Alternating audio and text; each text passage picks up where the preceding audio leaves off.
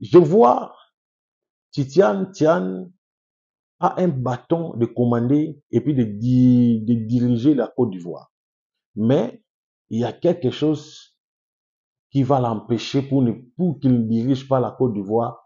C'est le messier qui doit organiser les élections. Le président actuel de la Côte d'Ivoire fera tout pour que Titian Tian échoue. Il y aura une orientation à faire pour lui. Moi, je suis un prophète, j'ai dit la vérité. Il y a quelques offrandes que vous allez donner.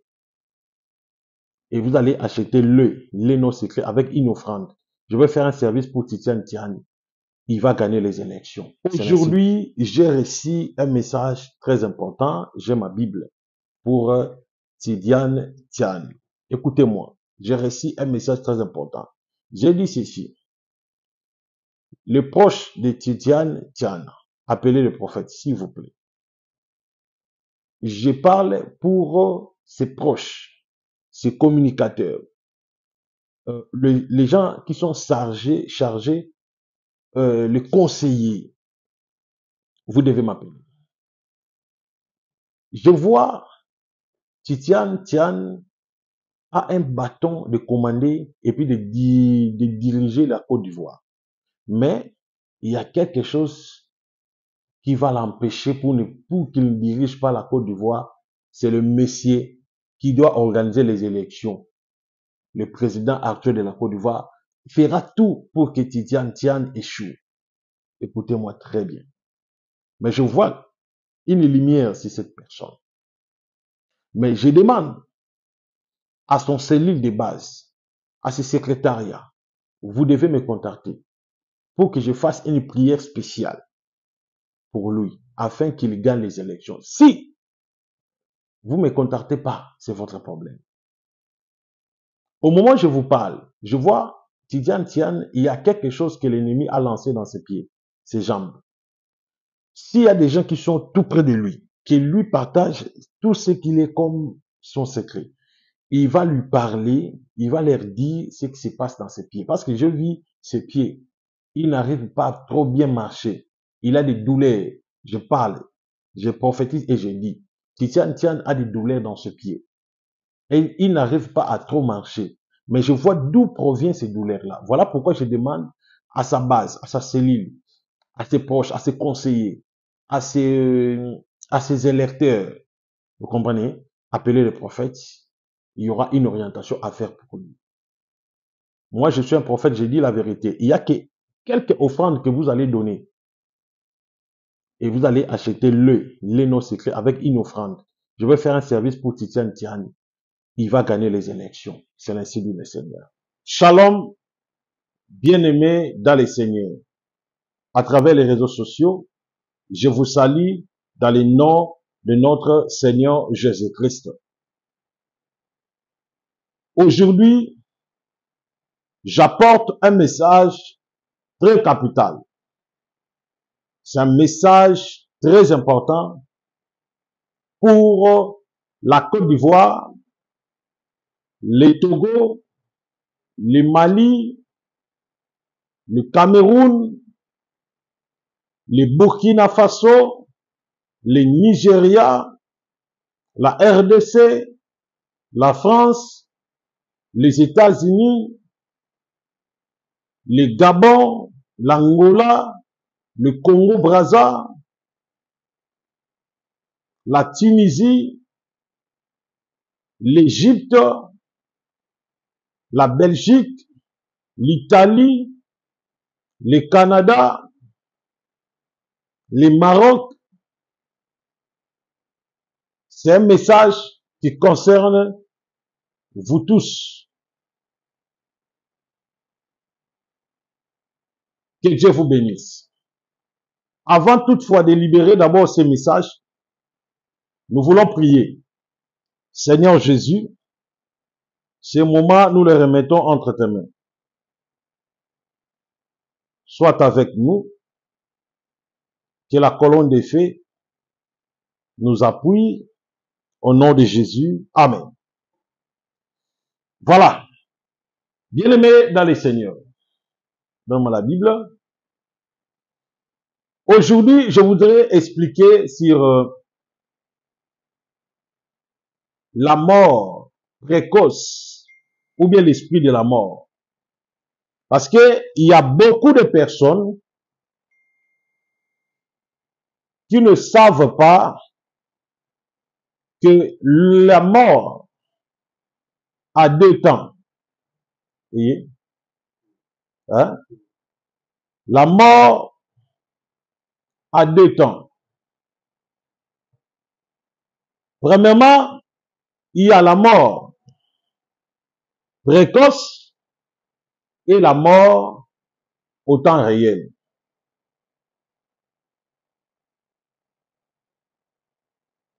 Qu'est-ce qu'une mort précoce? La mort précoce, c'est une mort que Dieu n'a pas autorisée. Dieu n'a pas autorisé et la mort a précipitamment pris la place dans la vie de l'homme.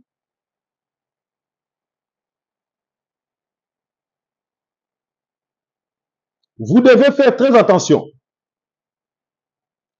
Aujourd'hui, il y a beaucoup de personnes qui meurent. Ils meurent non selon la volonté de Dieu, mais en dehors de la volonté de Dieu. Il y en a beaucoup de personnes aujourd'hui qui meurent sans la volonté de Dieu. Il y a beaucoup de personnes aujourd'hui qui se retrouvent dans des problèmes sans la volonté, je dis, de Dieu.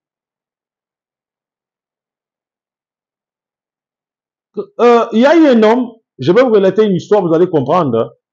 Cet homme a été percuté par une voiture. Il est mort. Mais son esprit ne savait pas qu'il était mort. Je vais vous expliquer.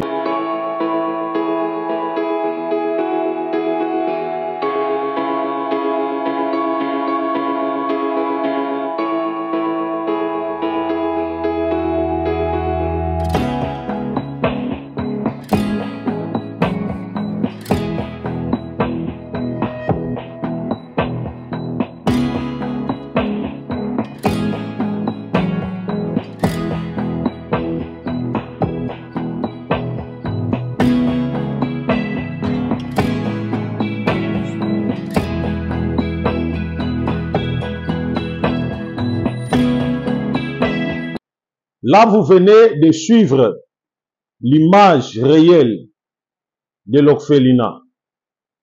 Alors, j'aimerais d'abord révéler sur la mort.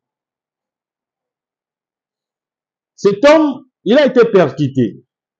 Un bon matin, il se réveille, il voulait se rendre balader, faire une visite quelconque. Subitement, il a été percuté par une voiture. Cette personne est morte. Il ne savait pas qu'il était mort. Alors, son esprit est sorti du corps. Il se demande maintenant où est-ce que je suis. Il a vu qu'il y a plein de gens, mais il ne se rendait pas compte qu'il était décédé, mais il a commis un accident. Il a dit, bon, je dois me rendre chez moi à la maison parce que j'ai laissé mes enfants sans rien à manger. Parce que lorsqu'il a commis cet accident, il était en route vers le travail. Ce jour-là, il n'avait même pas mangé, ni ses enfants. Il s'est précipité pour aller au travail rapidement avec trop de soucis pour aller chercher quelque chose afin de nourrir les enfants. Il s'est rendu à la maison, il a vu ses enfants inquiets, chacun à sa position, dans un état de la faim. Il est entré, il a parlé à ses enfants, il a commencé à appeler un à un, qu'est-ce que vous allez bien, je ne comprends pas, je voulais aller au travail comme si quelque chose m'empêche de ne pas aller au travail, alors je me décide de rentrer pour regarder votre état, comment vous allez et tout. Donc il lui parle, il s'est rendu comme si que ses enfants ne le comprennent pas et ses enfants ne l'écoutent pas. Il appelle l'aîné, l'aîné n'attend pas. Il appelle le suivant ne l'attend pas, donc ne l'écoute pas. Là, mais comment est-ce que mes enfants ne m'écoutent pas? Qu'est-ce qui se passe? Quel est ce phénomène qui se passe actuellement? Il n'a pas compris. Il a dit, oh, qu'est-ce qui se passe? Il appelle ses enfants. Ses enfants, personne ne fait un signe de l'écouter. Aucun signe de l'écouter. Il a dit, bon, je dois maintenant tenir une personne. Il se lève là où il était parce que lorsqu'il était entré à la maison, il s'est assis sur le fauteuil. Il s'est levé, il a touché le nez. Il s'est rendu compte que sa main est incompatible de toucher ou bien de retenir quelque chose de physique. Comme si que sa main devient transparente. Il dit, mais qu'est-ce qui se passe? Quel est ce phénomène? Il a essayé de toucher, sa main devient transparente. Donc sa main pénètre le corps. Donc cela devient transparent. C'est tout. Qu'est-ce qui se passe? Qu'est-ce qui se passe? Je dois d'abord aller informer à mes petits frères de la famille. Il est sorti de la maison, il est allé dans la maison de ses petits frères. C'est là où il a informé à ses petits frères. Il a commencé à parler à ses petits frères. Ses petits frères étaient là calmes, hein, comme si qu'il écoute, ok, rien, il n'écoutait rien. Il était là en train de réfléchir sur sa vie. Ah, maintenant, le monsieur, en train maintenant de relater ce qui s'est passé. Comment est-ce qu'il est rentré à la maison, il parle à ses enfants ne l'écoutent pas, ses enfants ne l'attendent pas, comme si qu'il y a quelque chose de surnaturel qui se passe là. Il a commencé à apprendre à son petit frère, mais son petit frère ne l'attendait pas et puis ne l'écoutait pas. Vous comprenez? Qu'est-ce qui se passe? Comment est-ce que tout le monde qui sont tout autour de moi sont inaccessibles? Cela veut dire qu'ils sont devenus des transparents. Je n'ai pas la force de les écouter, je n'ai pas la force de les attendre. Il a dit, je dois faire quelque chose. Il est sorti, il est allé quelque part, en route, il a vu un ange. L'ange lui dit, toi, tu viens de mourir. Tu ne peux pas être en contact avec le monde vivant. Alors, tu dois rester dans cette dimension parce que ta mort, ce n'est pas une mort voulue selon les temps réels de Dieu, mais c'est une mort, précoce. Alors, tu es mort avant ton temps, avant ton heure. Et l'ange lui a montré la calendrier de sa vie et lui a dit, cela te reste 2 ans de vivre sur la terre, mais toi tu es mort avant ces 2 ans, avant que tu achèves les 2 ans. Alors tu dois se déambuler sur la terre pendant 2 ans. Mais tu ne dois pas entrer en contact avec les êtres aimés parce que il y a une séparation déjà. Mais tu dois vivre dans le monde de mort pendant 2 ans. Et après 2 ans, que tu te rendras maintenant compte que tu es mort et ton cordon ombilical sera coupé ce jour-là. Vous comprenez? Mais on va te donner l'opportunité d'aller donner un message chez ton enfant, ton aîné. Tu vas lui dire ce qui s'est passé et comment est-ce que tu as commis l'accident. Que tes enfants aillent dans l'endroit selon l'adresse que tu dois les indiquer pour qu'ils fassent tes funérailles. Parce que tu es déjà mort, tu n'es plus en vie. Alors tu dois aller relater ce qui se passe ici et comment est-ce que tu es mort avant ton temps. Donc, tu dois se déambuler pendant 2 ans, parce que ça t'est resté 2 ans. Et la personne est allée, il a donné la révélation à son fils, à son enfant aîné. C'est pour vous dire que aujourd'hui, il y a des personnes qui sont mortes plutôt précocement, des morts prématurées. Alors, je vais maintenant vous relater une réalité. Lorsque une personne est morte prématurée, par exemple les sorciers, lorsqu'un sorcier tue une personne, ce n'était pas son erreur de mourir, mais une mort prématurée, la personne-là, son esprit deviendra esclave dans le monde astrum pendant autant des années qui lui a été resté selon le nombre de vies sur la terre que Dieu avait planifié. Je donne un exemple. Peut-être Dieu a planifié pour un homme de mourir après 60 ans. Mais par exemple, l'homme est mort à 50 ans. Ça lui reste 10 ans. Alors ces 10 ans-là, son esprit va se déambuler dans le monde astrum. Si il a été tué par des sorciers, son esprit deviendra esclave dans le monde pandaminium pendant 10 ans. Mais s'il n'a jamais été mort par les sorciers, parce qu'il y a 3 morts, il y a la mort par erreur, la mort par la volonté de Dieu et la mort par le complot satanique.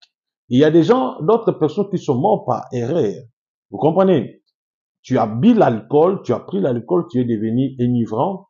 Soulard, tu t'es livré dans l'alcool, tu es devenu enivrant. Tu prends le volant, tu commences à conduire.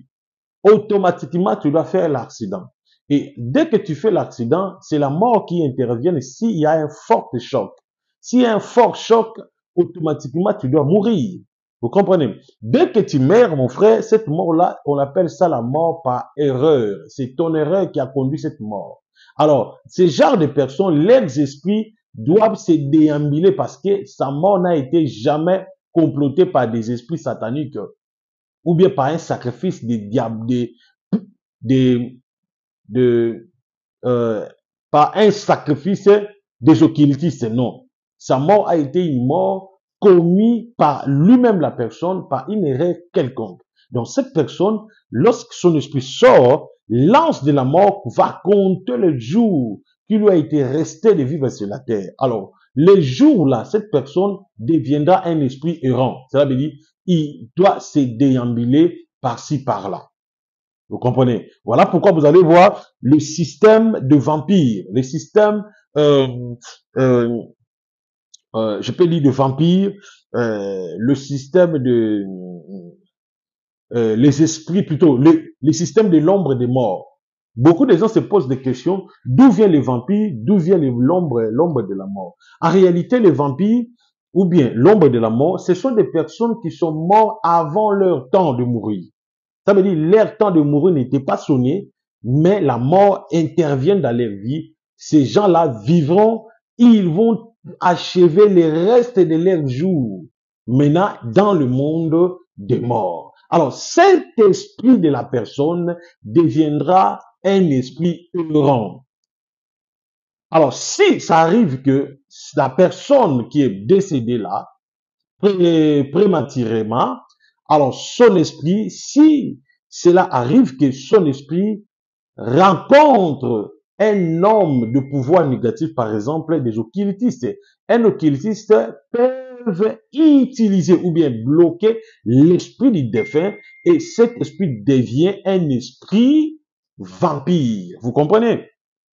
Comment il peut devenir l'esprit vampire? Parce que l'initié, soit le maître spirituel ou bien un occultiste peut être en contact avec l'esprit errant. Cela veut dire l'esprit de l'homme qui est mort, cela devient l'esprit errant. Il est en contact avec lui, il va hypnotiser l'esprit de l'homme mort et puis il va le transformer à un violent esprit. Automatiquement, l'esprit là deviendra l'esprit vampire. Alors, il va maintenant lui léguer des missions pour aller faire des dégâts, tuer et puis neutraliser des gens. Voilà ce qui se passe. Alors, d'autres féticheurs qui appliquent la nécromancie, parce que la nécromancie, c'est un culte d'invoquer les morts et puis de hypnotiser les morts. Alors, d'autres maîtres spirituels qui font des cultes de nécromancie, la plupart de ces personnes, qu'est-ce qu'ils font? Ils achètent les esprits des morts, les esprits des personnes qui sont mortes. Oui, ils les achètent. Ils les achètent, les esprits des personnes qui sont mortes. Ils vont maintenant commencer à utiliser ces esprits-là pour leur propre service. Je donne un exemple. Par exemple, un féticheur reçoit un pasteur qui veut, par exemple, le succès ou bien la médecine dans son église. Le féticheur va lui faire vendre l'esprit de l'homme des morts. Vous comprenez? Il lui dit, je te donne un esprit de mort, tu dois appeler, tu dois plutôt prendre cet esprit, enterrer cet esprit dans l'entrée de ton église. Alors, à chaque fois, l'esprit de ces morts restera devant ton église. L'esprit de ces morts va attirer le multitude de personnes dans ton église. Cela va créer l'attraction dans ton église. Mais toi, tu dois respecter que mes ordres et puis me payer chaque dimanche un montant exorbitant. Vous comprenez?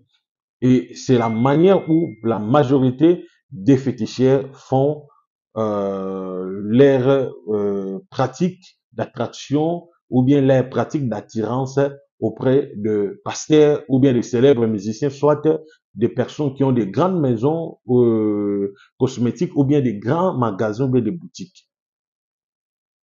Je pense que je vous fais comprendre. Je vous dis, aujourd'hui, il y a plusieurs personnes aujourd'hui. Peut-être que vous pensez que votre frère, votre sœur est mort. Il est dans la paix, or qu'en réalité, il est devenu travailleur dans un monde quelque part.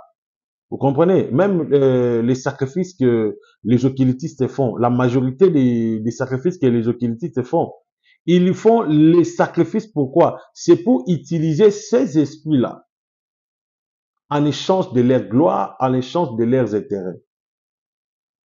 Vous comprenez? À l'échange de leur gloire, à l'échange de leurs intérêts. Voilà pourquoi la Bible dit, mon peuple périt faute de connaissances.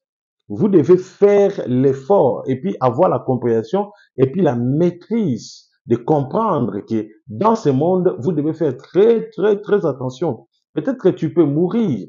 Or, cette mort-là n'est pas une mort conjuguée par Dieu, non. Peut-être que c'était une piège. L'ennemi a mis une piège. Alors, toi, tu es tombé dans cette piège, tu meurs. Voilà pourquoi vous devez avoir la protection divine. Vous devez avoir la protection surnaturelle, que Dieu vous protège suffisamment.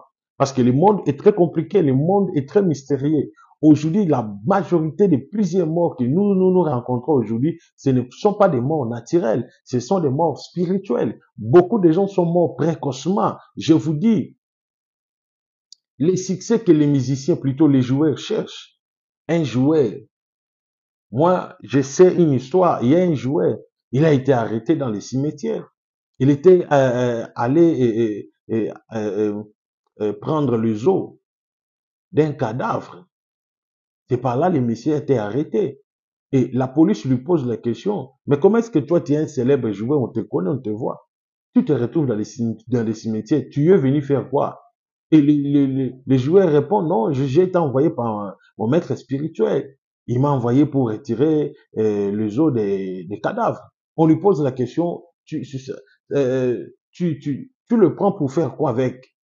Il a dit, le maître avait dit, j'amène ça parce qu'à partir de ces os, on va utiliser l'esprit de l'homme qui est là dans les cercueils pour que cet homme me donne le pouvoir de bien jouer et puis la popularité que les gens me considèrent, que je trouve des contrats de beaucoup d'argent. Alors, je vous dis, mon frère, ma sœur, beaucoup de choses qui se passent dans des cimetières. Vous savez pourquoi les magiciens font des incantations dans des cimetières ou bien pourquoi les magiciens aiment aller dormir dans des cimetières ou bien des occultistes. Pourquoi aussi des grandes églises, je donne un exemple, l'église catholique, derrière chaque église catholique, il y a des cimetières. Au Saint-Pierre, au Saint-Marie, Saint-Kingande, leurs os restent derrière. Pourquoi? C'est pour être en contact avec le monde des morts. Parce que dans la spiritualité, le monde des morts est 1000 fois fort, puissant, plus que le monde des humains.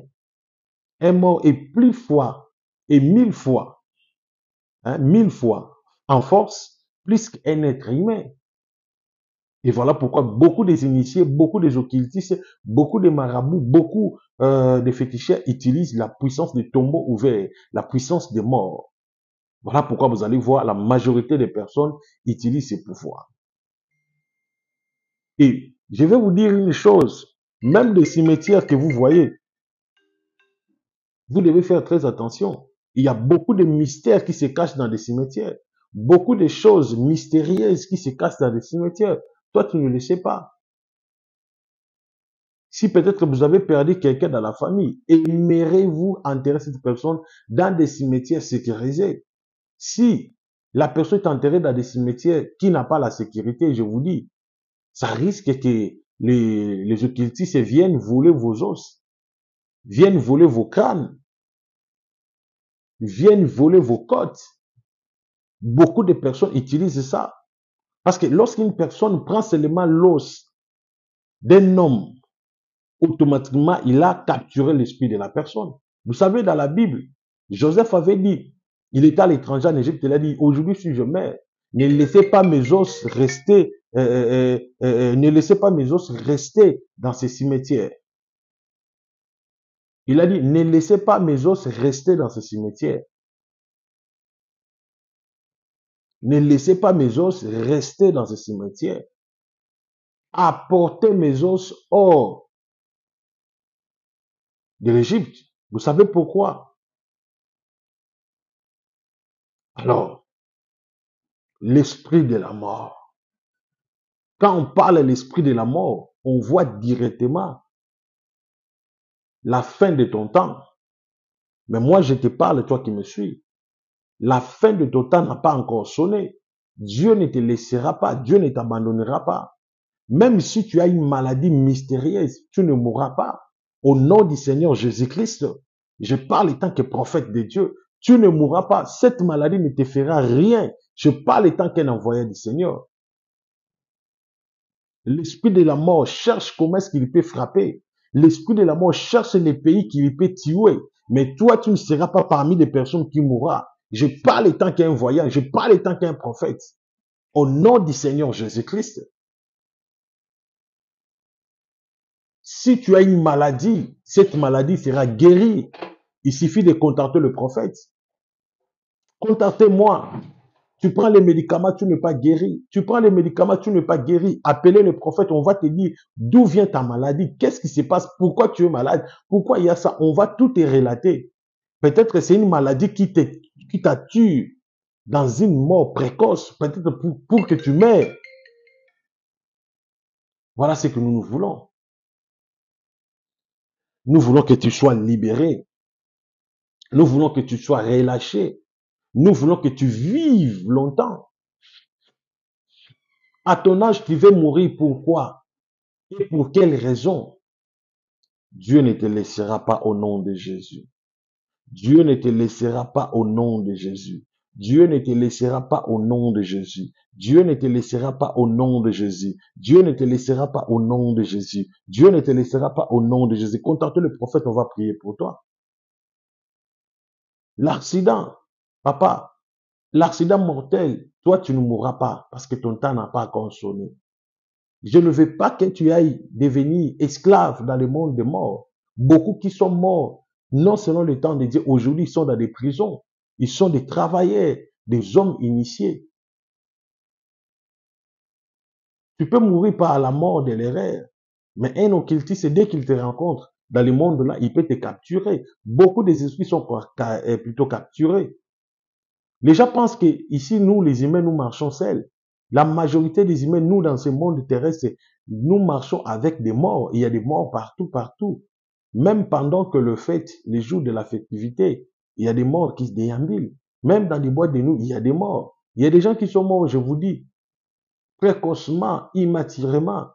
Les esprits deviennent des esprits errants. Lorsqu'on parle d'esprit errant, ce n'est pas un démon. C'est un homme qui est mort avant son temps. Donc cette personne va se déambuler là où il y a des gens, des carrefours, des bars, des hôtels, des marchés, des magasins, partout. Lui aussi va se déambuler. Il y a plein de ces gens-là. Plein de ces gens-là. Alors, vous devez faire très attention. Vous devez beaucoup prier. Alors moi, le prophète Ézéchiel, mon téléphone est ouvert. Tu as des problèmes, appelez le prophète, on va prier pour toi. Je reçois l'appel. Allô, bonjour. Oui, bonjour papa, tu nous appelles depuis quel pays? Oui, depuis Cameroun. Tu appelles depuis Cameroun. Mhm. Je vois, tu t'appelles Norbert.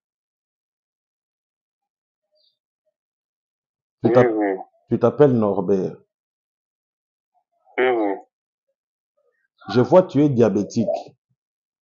Tu as la maladie de diabète. Je comprends, je vous rappelle. Tu dis, C'est la vérité, prophète. au moment où je suis en train de te parler, tu as une plaie sur ta cuisse gauche. Tu as une plaie sur ta cuisse gauche. Tu as une plaie sur ta cuisse gauche. C'est la vérité? Et prophète, la vérité. La cuisse gauche, tu as une plaie là. C'est vrai?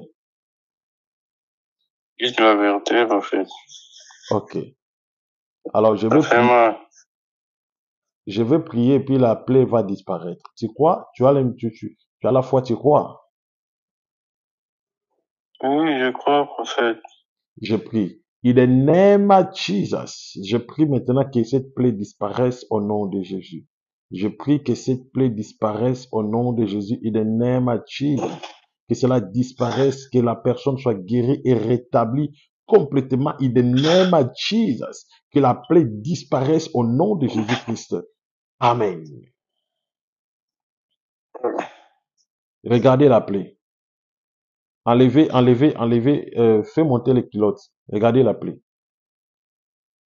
Est-ce que la plaie est là ou bien disparue?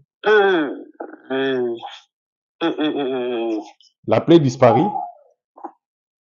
Rien, prophète. Tu dis? Tu as fait comment, prophète? La plaie disparaît? Oui. La plaie est disparue. Prophète. Tu dis? La plaie est disparue, prophète. La plaie disparaît. Tu as fait comment? Merci beaucoup. Merci, que Dieu soit loué. Alors, justement, appelle-moi après le direct, je vous dirai quoi faire. Tu comprends? Nous allons témoigner. Merci. Voilà. Cet homme, il appelle, la plaie est disparue. La plaie est partie, la plaie est partie, la plaie est disparue. C'est ça ce qu'on appelle le miracle. Alors, toi qui as des problèmes, toi qui as des situations malheureuses, appelle le prophète Ézéchiel maintenant. Nous allons prier pour toi et puis la plaie va disparaître. Peu importe, je dis peu importe la maladie, peu importe la souffrance, je dis la plaie là va disparaître. Alors cette personne appelle le prophète et la plaie disparaît. Vous savez, si on ne priait pas, mais on allait perdre cette personne. Mais moi, je suis un prophète. On m'a dit ceci, cet homme, la plaie qu'elle a, c'est une plaie mystérieuse. C'est une plaie diabolique. C'est quelque chose que le diable a mis dans sa plaie. Alors, Christ m'a dit, je dois prier pour lui. Et j'ai prié pour lui, la plaie disparaît. J'ai prié pour lui, la plaie est disparue. Alors, toi qui m'écoutes là, je te dis, tu ne peux pas mourir par cette maladie. Tu as le VIH, cancer, cirrhose de foie, hernie, douleur, impuissance sexuelle. Ton mari t'a laissé, ta femme t'a laissé. L'homme là ne veut plus de toi. Tu rencontres des grands combats, des grands problèmes dans ta vie. Tout ce que tu fais dans la vie, cela ne marche pas. Tu as des complications en complications. S'il vous plaît, contactez les numéros du prophète Ézéchiel. Ne suivez pas ces gens-là qui disent, ne l'appelez pas. Ce sont des sorciers. Ils veulent que tu meurs pour qu'ils viennent dans ton funérail. Frère, ma sœur, l'homme qui proclame le nom de Jésus-Christ est vrai. Tu appelles le prophète, on prie pour toi. Je te dis, même si dans votre famille, quelqu'un t'a ensorcelé, tu as des problèmes communs, je vais prier et puis tu seras guéri. Moi, j'ai pris un Dieu réel. Il y a des gens qui sont guéris dans mon ministère, beaucoup. Toi, si seulement tu crois, tu verras la main de Dieu. Mais je demande d'abord à la régie de me balancer seulement un petit élément. D'une femme, elle a fait plusieurs années, elle ne marche pas, suivant cette image.